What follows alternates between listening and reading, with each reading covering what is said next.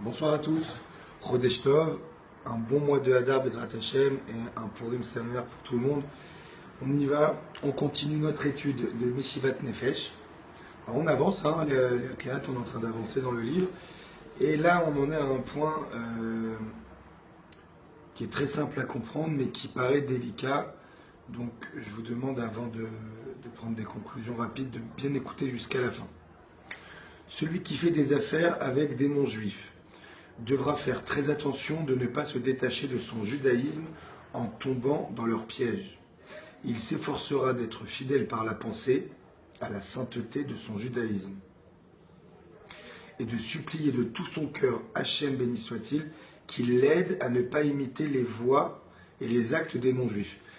Alors, ce qu'on essaie de dire par là, c'est que quelqu'un qui fait du business avec des non-juifs, quand on dit ne pas tomber dans leur piège, c'est-à-dire que si par exemple il se retrouve dans un repas d'affaires, il ne devra pas manger non cachère exprès pour faire comme eux. Ou s'il a un rendez-vous Shabbat et qu'il est Shomer Shabbat, il ne devra pas aller à ce rendez-vous. Chacun, là où il est dans le respect de la halacha, là où il est à son niveau de judaïsme, il devra garder son niveau et ne pas rabaisser son niveau sous prétexte d'être en business avec des non-juifs. Si cette affaire, elle doit se faire, elle se fera. La Parnassa, c'est signé à Rosh Hashanah. Vous n'avez pas besoin de changer vos habitudes pour faire comme les non-juifs, qui eux ont leurs habitudes à eux, et chacun doit rester dans le respect de ses lois et le respect de la halacha et le respect d'Hachem.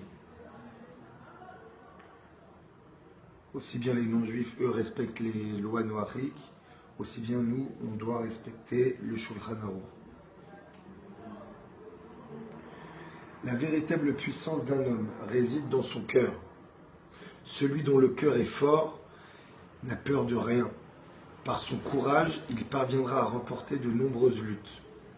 Le même principe s'applique pour le service divin. Donc on apprend ici que notre vraie force, elle se trouve dans le cœur.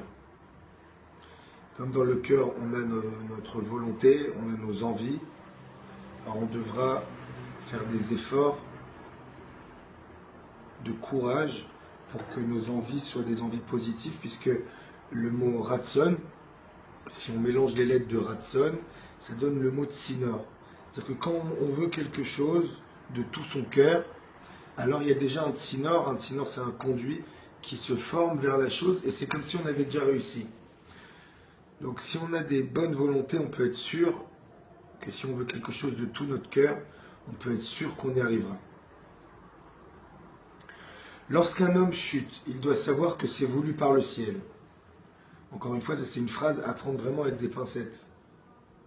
On va revenir dessus dans 2 minutes. En effet, la finalité de cette chute est de le faire remonter et de le rapprocher davantage. Après avoir chuté, excusez-moi,